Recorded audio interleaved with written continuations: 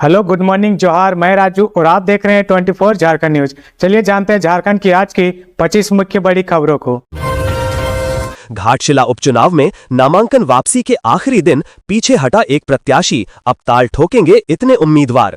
झारखंड की घाटशिला विधानसभा सीट पर होने वाले उपचुनाव के लिए मुख्य मुकाबला कुल 13 प्रत्याशियों के बीच होगा।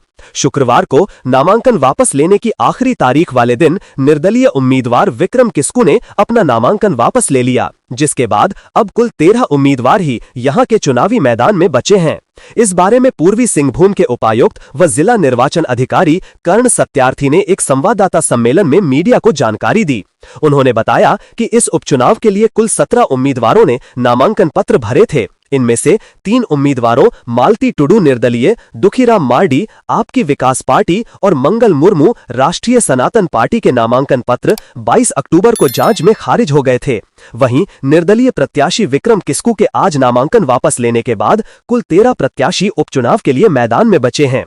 Babulal Soren Bhajpa, Somesh Chandra Soren Jhamumo, Ramdas Murmu JLKM, Parvati Hansda people's party of India democratic, Panchanan Soren Bharat Adivasi party, निर्दलीय उम्मीदवार परमेश्वर टुडू, श्रीलाल किस्कू, मनसाराम हंसदा, नारायण सिंह, विकास हेम्ब्रम, बसंत कुमार टोपनो, मनोज कुमार सिंह और रामकृष्ण कांति महाली।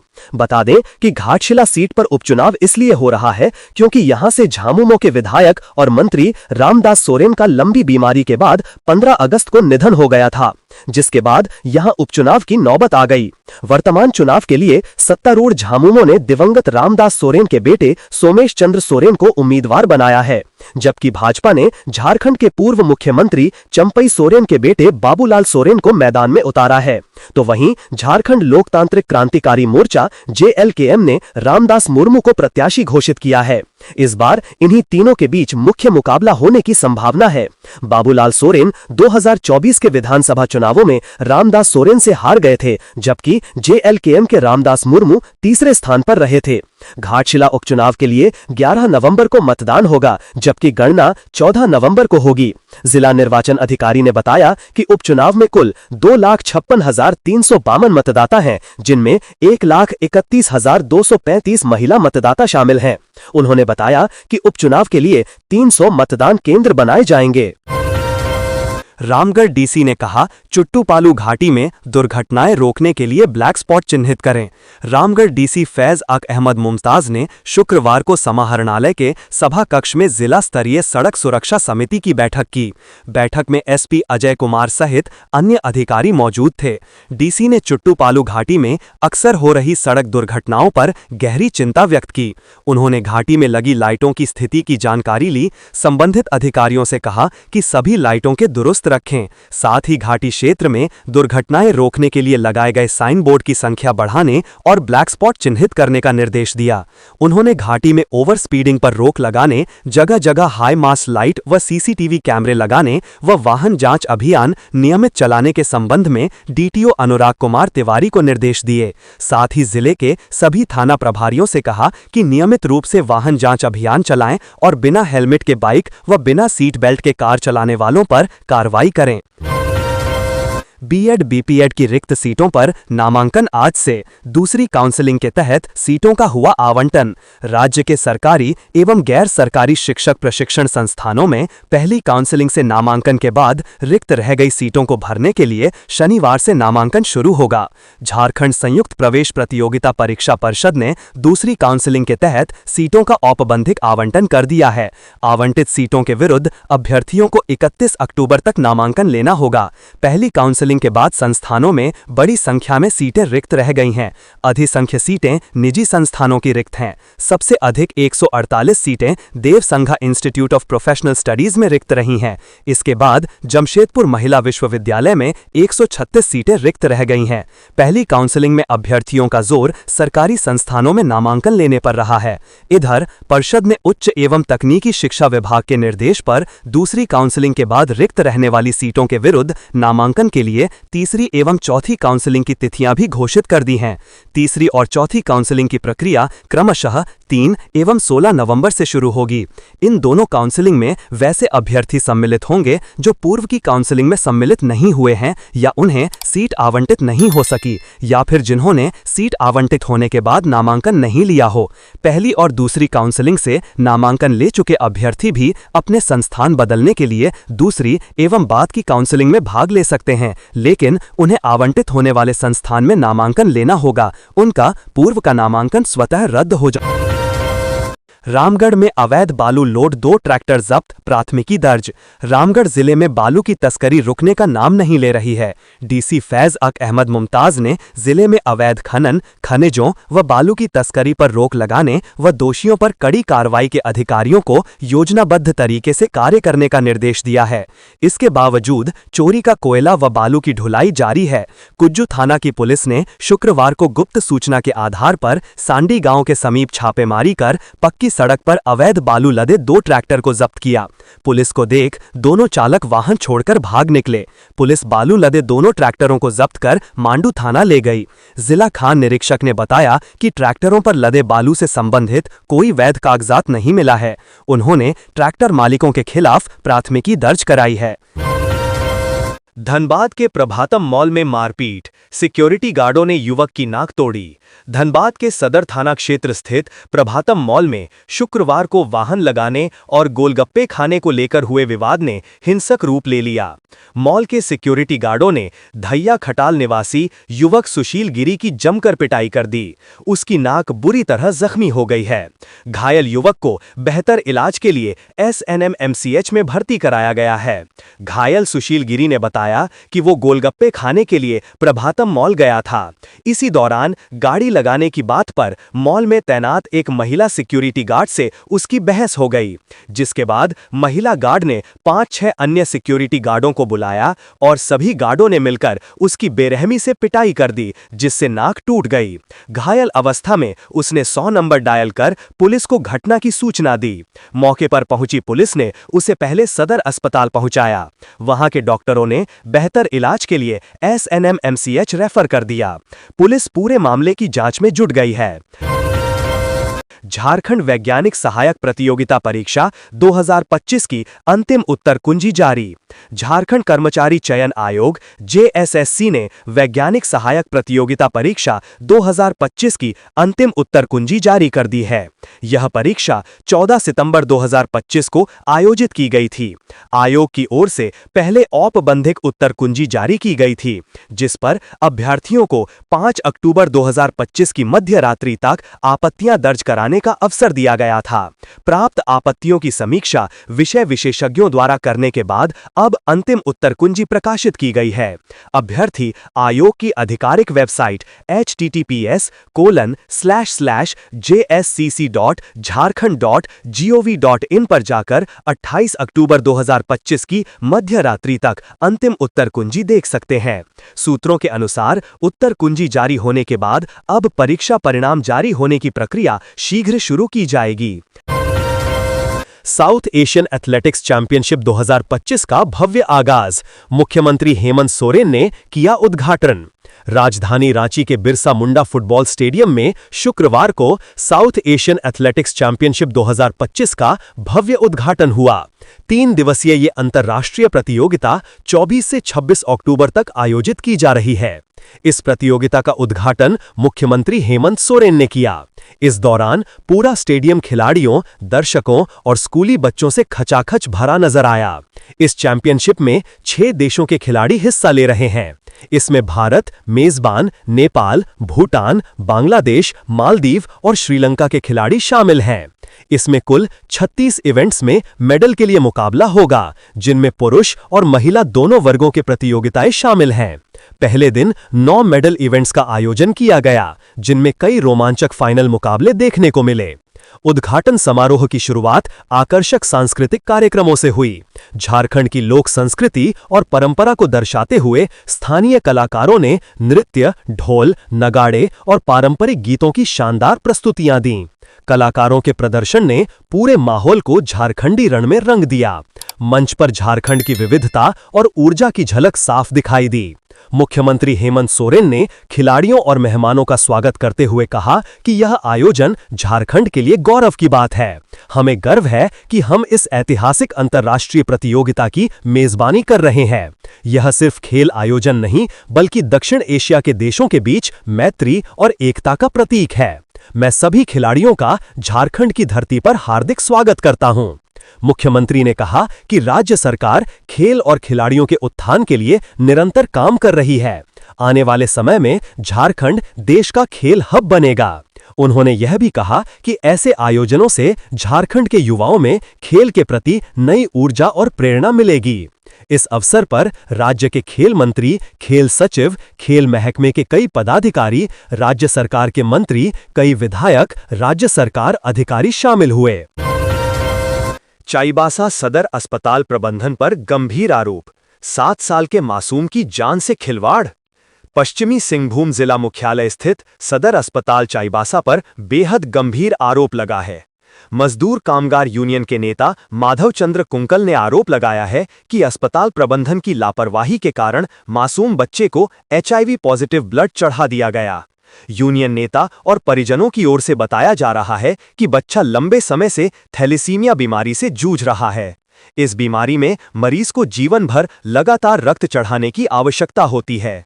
इलाज के इसी क्रम में अस्पताल द्वारा बच्चे को रक्त चढ़ाया गया। अस्पताल प्रबंधन पर आरोप है कि इसी दौरान बच्चे को HIV संक्रमण वाला रक्त चढ़ा दिया गया। मजदूर कामगार यूनियन के नेता माधव चंद्र कुंकल ने इस पूरे मामले को बेहद गंभीर बताते हुए कहा कि ये केवल एक बच्चा नहीं, बल्कि उन तमाम मासूमों की जिंदगी से खिलवाड़ है जो नियमित रूप से रक्त लेते हैं। उन्होंने कहा कि अस्पताल प्रशासन की घोर लापरवाही और लापरवाह जांच प्रणाली के कारण ये वाकया हुआ है। इस मामले में सदर अस्पताल के सिविल सर्जन जुझारू मांझी ने कहा है कि इस पूरे प्रकरण की उच्च स्तरीय जांच कराई जाएगी। उन्होंने कहा कि अस्पताल ये पता लगाएगा कि वास्तव में रक्त देने की प्रक्रिया में किस स्तर पर चूक हुई। सिविल सर्जन ने यह भी कहा कि अब तक जिन बच्चों को रक्त चढ़ाया गया है उन सभी की जांच की जाएगी ताकि ये सुनिश्चित हो सके कि और किसी बच्चे को संक्रमित रक्त न दिया गया हो। सिविल सर्जन जुझारू मांझी का कहना है कि ये बता पाना अभी मुश्किल है कि HIV पॉजिटिव, अभी हम इसकी जांच कर रहे हैं। इस थैलेसीमिया के जितने भी लोगों को ब्लड चढ़ाया गया है उन सभी को चिन्हित कर दोबारा जांच किया जाएगा। उसके बाद ही किसी भी प्रकार के नतीजे पर पहुंचा जा सकता है। इस घटना से बच्चे के परिजन और अन्य मरीजों के बीच भय और आक्रोश का माहौल है। उनका कहना है कि अगर सरकारी अस्पताल में ही रक्त की शुद्धता और सुरक्षा पर सवाल खड़े होने लगे तो गरीब और मध्यम वर्गीय मरीजों का इलाज कहां होगा।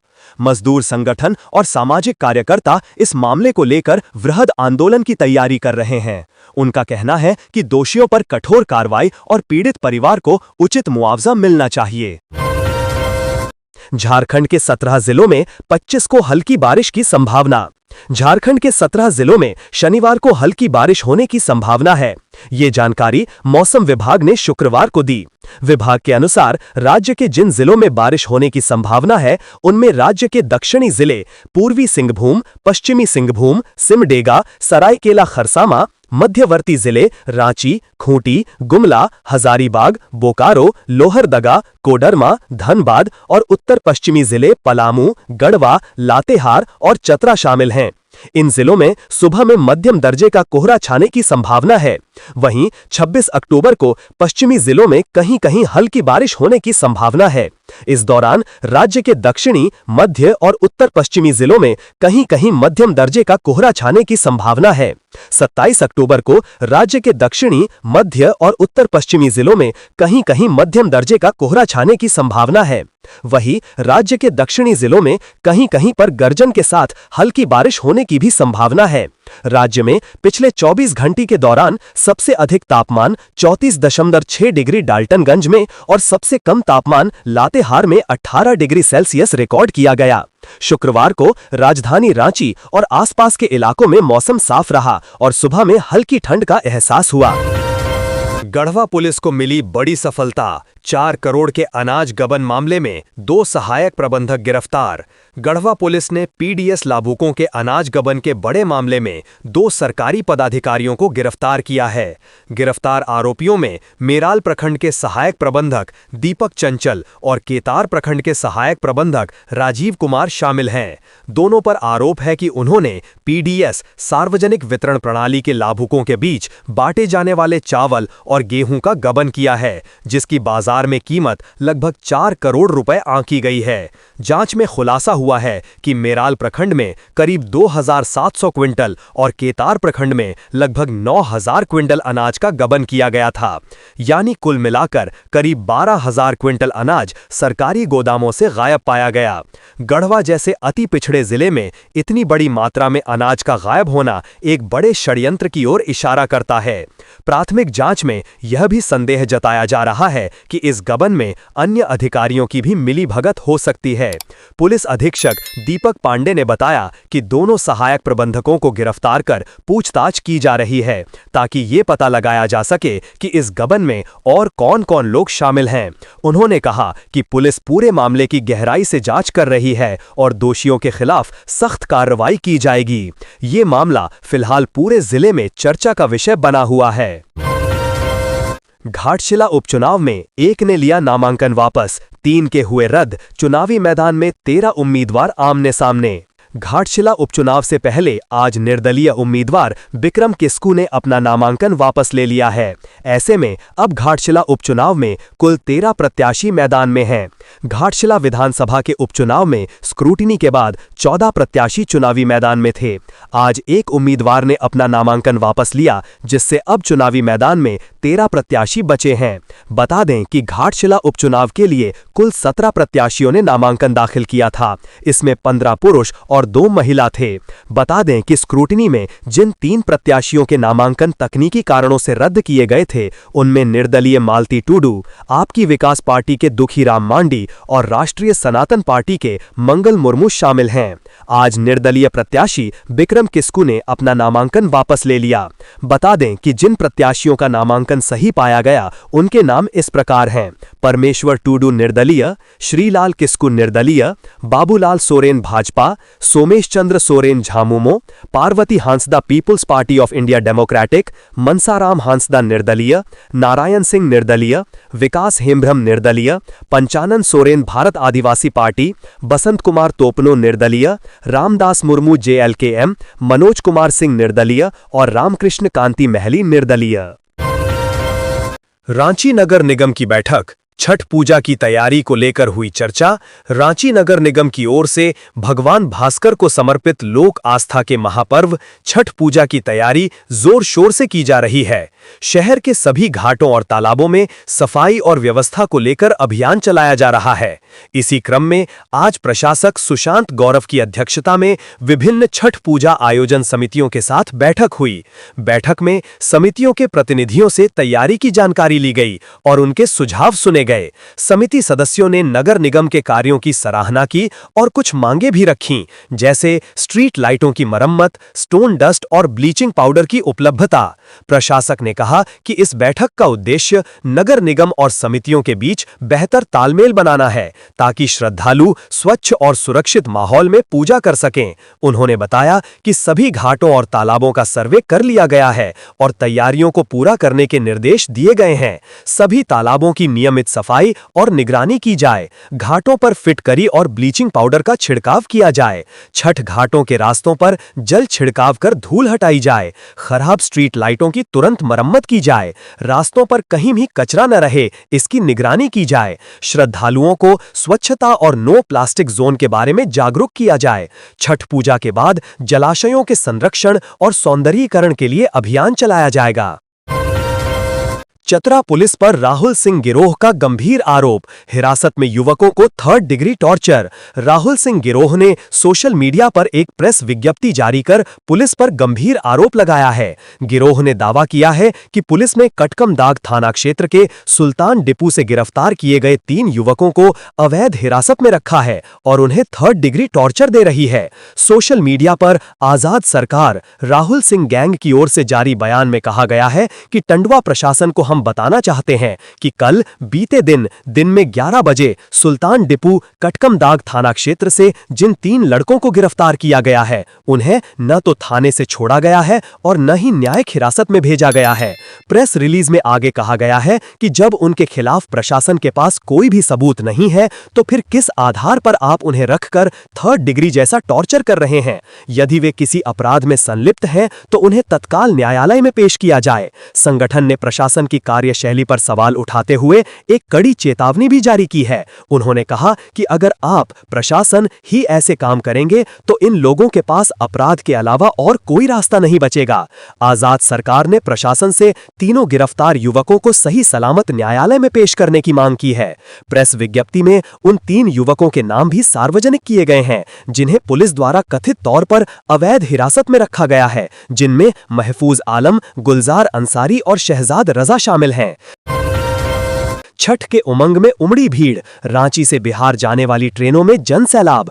आस्था और सूर्य उपासना के महापर्व छठ पूजा की शुरुआत हो चुकी है। ऐसे में लोगों का अपने घर लौटने का सिलसिला भी तेज हो गया है। रांची से बिहार जाने वाली सभी ट्रेनों में यात्रियों की भारी भीड़ दिखाई पड़ रही है। चाहे वो वंदे भारत एक्सप्रेस हो या जनशताब्दी एक्सप्रेस, स्लीपर कोच हो या जनरल, हर डिब्बा यात्रियों से खचाखच भरा हुआ है। रेलवे स्टेशन के अंदर तो भीड़ है ही, साथ ही स्टेशन के बाहर भी लंबी लाइन देखने को मिल रहा है। टिकट काउंटरों के पास और प्लेटफॉर्मों पर तो पैर रखने तक की जगह नहीं है।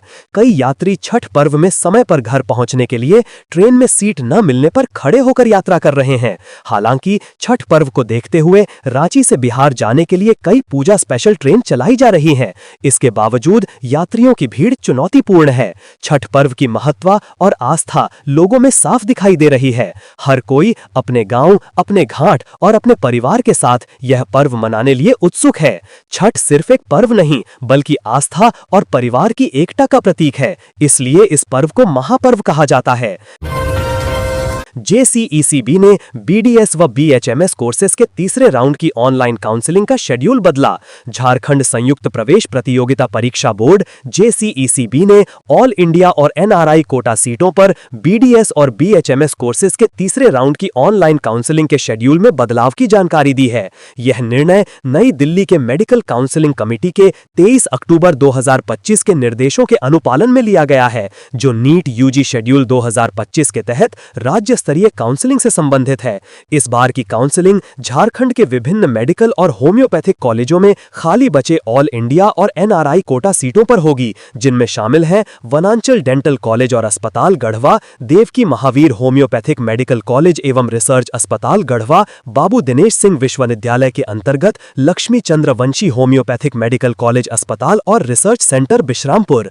बोर्ड ने सभी इच्छुक अभ्यर्थियों से आग्रह किया है कि वे काउंसलिंग के संशोधित शेड्यूल के बारे में विस्तृत जानकारी के लिए बोर्ड की आधिकारिक वेबसाइट http://jcecb.jharkhand.gov.in पर इंपॉर्टेंट नोटिस सेक्शन देखें। कांग्रेस ने कहा, भाजपा का DMFT घोटाला आरोप राजनीतिक हताशा का नतीजा। भाजपा अध्यक्ष बाबूलाल मरांडी द्वारा DMFT फंड में कथित घोटाले के आरोपों पर झारखंड कांग्रेस ने तीखा पलटवार किया है। प्रदेश कांग्रेस कमेटी के मीडिया विभाग के चेयरमैन सतीश पॉल मुजनी ने कहा कि भाजपा झूठ और भ्रम फैलाकर जनता का ध्यान असली मुद्दों से भटकाने की कोशिश कर रही है। मुजनी ने कहा कि जिस पार्टी के शासनकाल में खनन, PM केयर्स, राफेल और अन्य बड़े घोटाले हुए, उसे झारखंड की जवाबदेह सरकार पर सवाल उठाने का कोई नैतिक अधिकार नहीं है।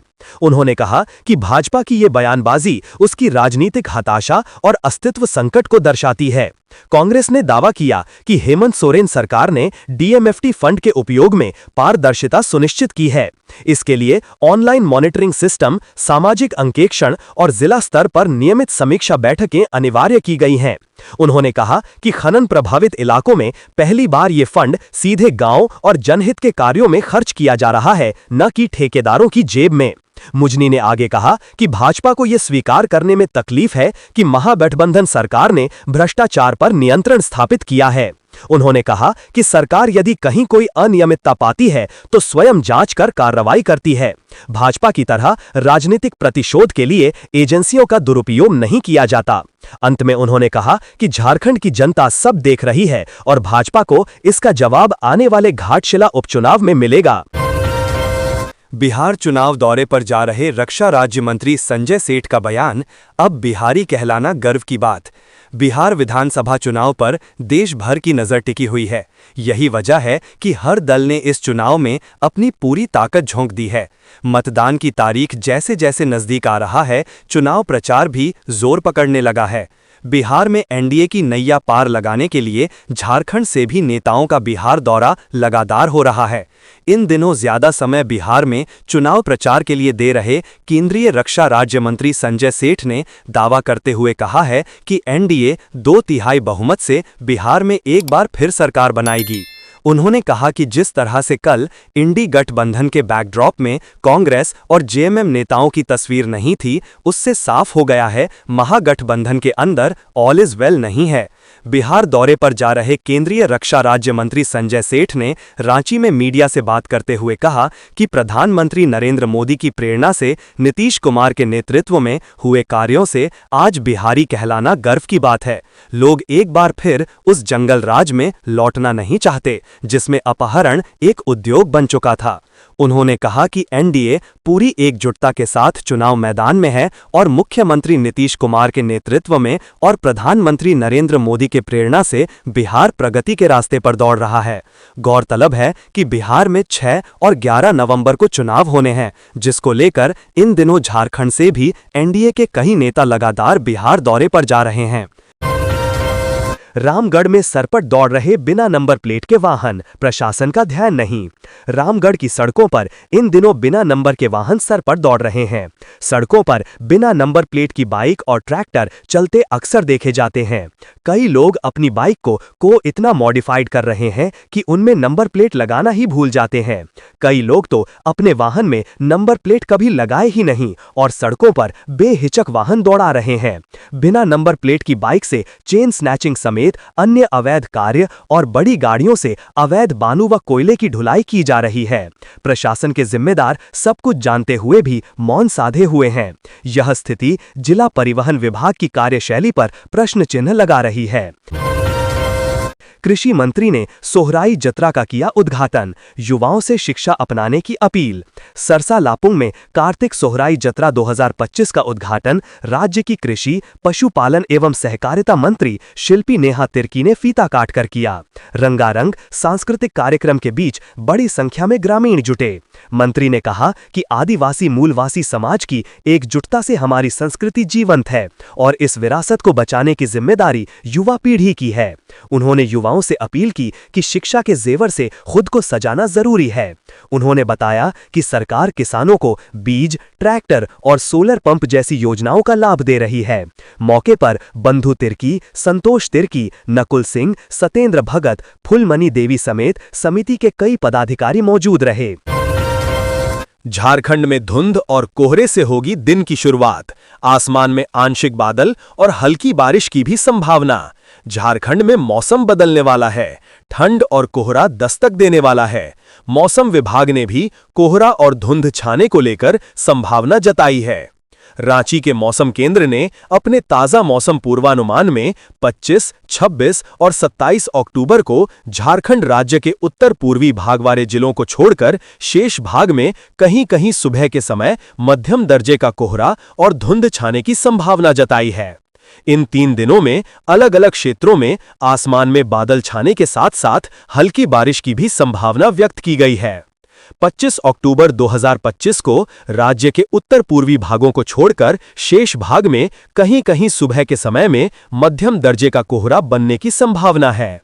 वहीं राज्य के दक्षिण पश्चिम भाग में कहीं-कहीं पर मेघ गर्जन के साथ हल्की बारिश की भी संभावना है। राज्य के शेष भाग में मौसम शुष्क रहेगा। 26 अक्टूबर 2025 को राज्य के उत्तर पूर्वी भागों को छोड़कर शेष भागों में कहीं-कहीं सुबह के समय मध्यम दर्जे का कोहरा बनने की प्रबल संभावना है। राज्य के पश्चिमी भाग में 26 अक्टूबर को कहीं-कहीं पर मेघ गर्जन के साथ हल्के दर्जे की वर्षा की संभावना बनी हुई है, जबकि शेष भाग में मौसम शुष्क रहेगा। 27 अक्टूबर 2025 को राज्य के उत्तर पूर्वी भागों को छोड़कर शेष भागों में कहीं-कहीं सुबह के समय मध्यम दर्जे का कोहरा छा सकता है। राज्य के दक्षिणी भाग में कहीं-कहीं पर मेघगर्जन के साथ हल्के दर्जे की वर्षा होगी। शेष भाग में मौसम शुष्क रहेगा। 28 अक्टूबर 2025 को राज्य के कुछ स्थानों पर गर्जन के साथ हल्के से मध्यम दर्जे की वर्षा होने की संभावना व्यक्त की गई है। South Asian senior athletics championship में भारत का धमाकेदार आगाज, पहले दिन अपने नाम किया 5 गोल्ड मेडल। झारखंड की राजधानी रांची के बिरसा मुंडा फुटबॉल स्टेडियम में चल रही चौथी south Asian senior athletics championship 2025 के पहले दिन भारतीय एथलीट्स ने शानदार प्रदर्शन करते हुए 5 स्वर्ण पदक के साथ कुल 14 पदक अपने नाम किए। मेजबान भारत ने ट्रैक और फील्ड दोनों इवेंट्स में दबदबा बनाया और दक्षिण एशिया के अन्य देशों के बीच बढ़त हासिल की। पुरुष वर्ग के 5000 मीटर दौड़ में भारत के प्रिंस कुमार ने जबरदस्त प्रदर्शन करते हुए 14 मिनट 22.17 सेकंड में गोल्ड मेडल जीता। श्रीलंका के विघ्नराज वक्शन को रजत और नेपाल के मुकेश बहादुर पाल को कांस्य पदक मिला। इस जीत के साथ प्रिंस कुमार ने भारत को पहला स्वर्ण दिलाया और दर्शकों से खूब तालियां बटोरीं। पहले दिन के परिणामों के अनुसार भारत ने 5 स्वर्ण, 3 रजत और 1 कांस्य पदक जीतकर तालिका में शीर्ष स्थान प्राप्त कर लिया है। इस तालिका में श्रीलंका दूसरे और नेपाल तीसरे स्थान पर है। रांची में 3 दिनों तक चलने वाली इस चैंपियनशिप में भारत, श्रीलंका, नेपाल, बांग्लादेश, भूटान और मालदीव के खिलाड़ी हिस्सा ले रहे हैं। पहले दिन के प्रदर्शन ने यह स्पष्ट कर दिया है कि इस बार भी भारत दक्षिण एशिया का चैंपियन बनने की पूरी तैयारी के साथ मैदान में उतरा है। घाटशिला उपचुनाव की तैयारियों में जुटा पुलिस मुख्यालय, समीक्षा बैठक की। झारखंड में आगामी घाटशिला विधानसभा उपचुनाव की तैयारियों को लेकर पुलिस प्रशासन पूरी तरह मुस्तैद हो गया है। इसी क्रम में शुक्रवार को पुलिस मुख्यालय सभागार में एक महत्वपूर्ण समीक्षा बैठक आयोजित की गई। बैठक की अध्यक्षता आईजी अभियान ने किया। इस दौरान आईजी सीआरपीएफ साकेत कुमार सिंह भी उपस्थित रहे। ये समीक्षा बैठक मुख्य रूप से 11 नवंबर को होने वाले उपचुनाव में तैनात किए जाने वाले केंद्रीय सुरक्षा बल और राज्य पुलिस बल से संबंधित तैयारियों पर केंद्रित रही। इस दौरान बलों की प्रतिनियुक्ति, सुरक्षित आवासन, सुरक्षित आवागमन समेत कई अन्य महत्वपूर्ण बिंदुओं पर समीक्षा हुई। घाटशिला उपचुनाव के लिए सुरक्षा व्यवस्था को पुख्ता करने के लिए कुल 10 सीएपीएफ कंपनियों की प्रतिनियुक्ति प्रस्तावित है, जिनमें 6 सीआईएसएफ की कंपनियां शामिल होंगी। इसके अतिरिक्त राज्य स्तर से भी अतिरिक्त पुलिस बल की तैनाती की जाएगी। कोडरमा में महिला के गले से चेन छीनी। छठ की खरीदारी करने आई थी महिला और बच्ची ने चेन छीना और हुई फरार। कोडरमा में चेन स्नैचर गिरोह एक बार फिर सक्रिय हो गया है। शुक्रवार दोपहर झुमरी तिलैया शहर के झंडा चौक के पास छठ की खरीदारी करने आई एक महिला के गले से सोने की चेन छीनकर बदमाश फरार हो गए।